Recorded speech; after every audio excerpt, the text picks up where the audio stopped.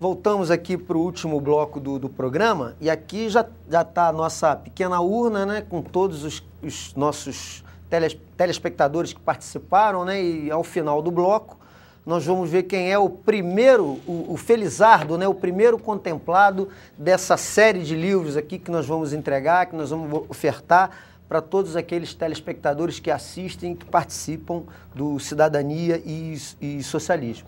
Mas, professor, essa questão é uma questão muito importante, né, para o futuro dos nossos jovens.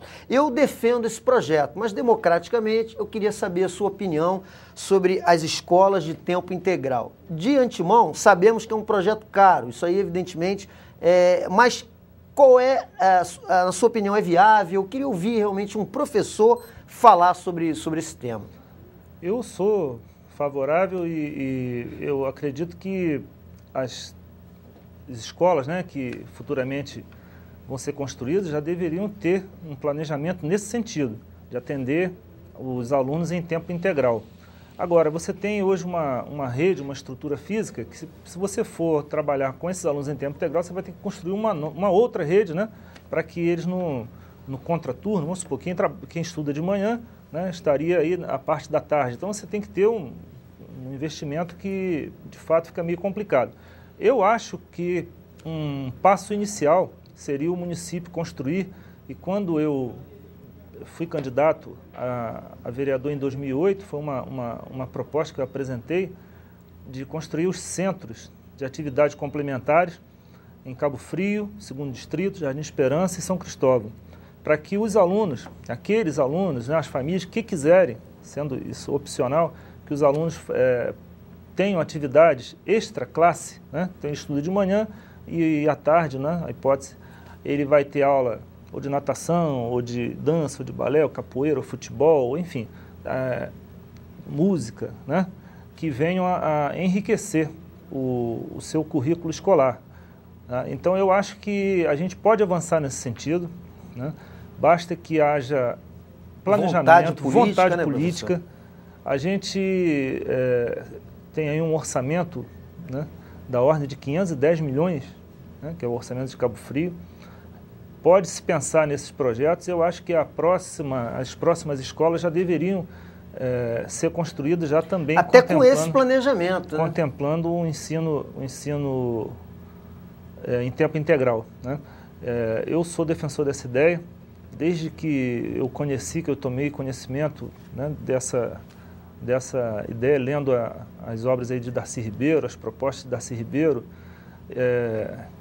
que, se eu não me engano, foi o mentor, né, na época do governo Brizola, das escolas de tempo integral.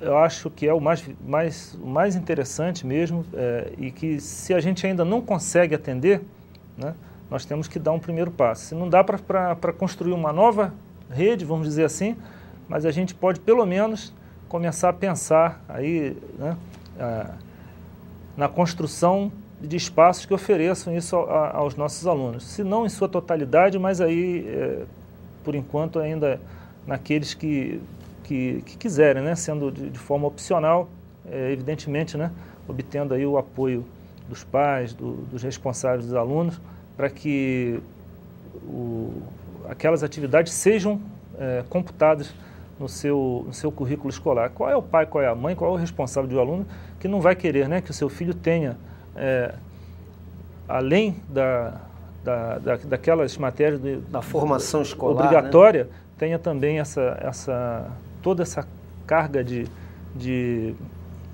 estudos, né, de atividades, vamos dizer assim, que só vem até a despertar, né, aguçar naquela criança, naquele jovem, o gosto de estar numa escola. Porque você às vezes, o aluno se coloca no lugar da criança e ficar assim numa sala de aula, só no dia a dia, naquele trabalho ali do ensino regular, né?